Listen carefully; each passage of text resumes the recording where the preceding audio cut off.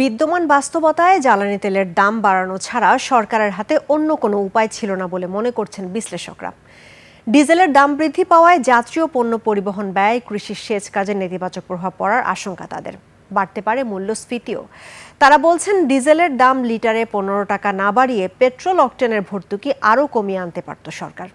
বিস্তারিত সাদাত হাবিবি সেতুর রিপোর্টে।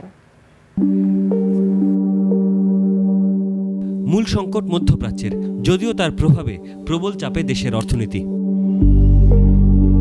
মধ্যপ্রাচ্যে ইরান ইসরায়েল মার্কিন যুদ্ধের প্রায় 40 দিনের মাথায় সরকার নতুন করে সব ধরনের জ্বালানি তেলের দাম সমন্বয় করল। অবশ্য খুব বেশি উপায়ও নেই, কারণ 1 মার্চ মাসেই আন্তর্জাতিক বাজারে 64% বেড়েছে তেলের দাম। মধ্যপ্রাচ্য থেকে তেলবাহী ট্যাঙ্কার পরিবহনে সরু সমুদ্রপথ হরমুজ প্রণালী ঘিরে উত্তেজনা চরমে। এতে বিশ্ববাজারে তেলের দাম একদিন কমছে তো আর একদিন বাড়ছে। যে চড়া দামে আসলে এই জ্বালানিগুলো সংগ্রহ করতে হয়েছে তার পুরোটা আসলে সমন্বয় হয়তো হয়নি, তো এটা হয়তো ধাপে ধাপে আরেক দফা হয়তো বাড়াতে পারে। রোববার সকাল থেকে নতুন দরে তেল বিক্রি হচ্ছে পাম্পগুলোতে। লিটার প্রতি দাম সবচেয়ে বেশি 20 টাকা বেড়েছে অকটেনের, আর সবচেয়ে কম 15 টাকা বেড়েছে ডিজেলের। এমনিতেই মূল্যস্ফীতির চাপে পিষ্ট সাধারণ মানুষ, তার উপর তেলের নতুন দাম কাটা খায় নুনের ছিটার মতো। আইএমএফ এর কিস্তির হয়তো ছাড় পাওয়া যেতে পারে এই মূল্য সমন্বয়ের কারণে, যেহেতু সরকার দাম বাড়িয়েছে।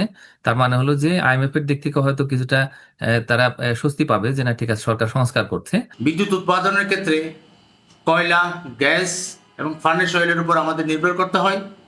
কিছু কিছু ক্ষেত্রে ডিজেলও ব্যবহার করা হয়। এখন যতটুকু আসলে মূল্য সমন্বয় হলো, তো সেটার কারণে আসলে মূল্যস্ফীতি ইমিডিয়েটলি বেড়ে যাবে, এবং এতে করে আসলে যারা দরিদ্র মানুষ, অসহায় মানুষ রয়েছেন, সীমিত আয়ের মানুষ, তো প্রত্যেকের জন্য কিন্তু জীবনযাত্রাটা কিন্তু অনেকটা কঠিন হবে। দেশের মোট জ্বালানি চাহিদার প্রায় 70%ই ডিজেল, যার সিংহভাগ অর্থাৎ প্রায় 63% ব্যবহৃত হয় পরিবহন খাতে।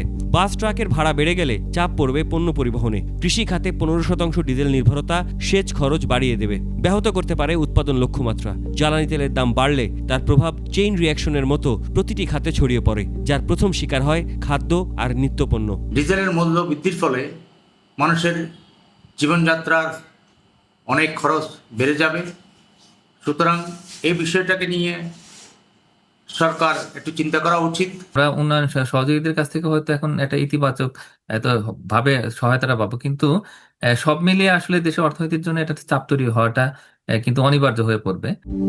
অন্যদিকে কলকারখানায় জেনারেটরের খরচ বৃদ্ধি পণ্যের উৎপাদন ব্যয় বাড়িয়ে রপ্তানি বাজারে প্রতিযোগিতায় টিকে থাকাকে কঠিন করে তুলবে বলে জানিয়েছেন খাত সংশ্লিষ্টরা। সাদাত হাবিবি সেতু, 21 টেলিভিশন, ঢাকা।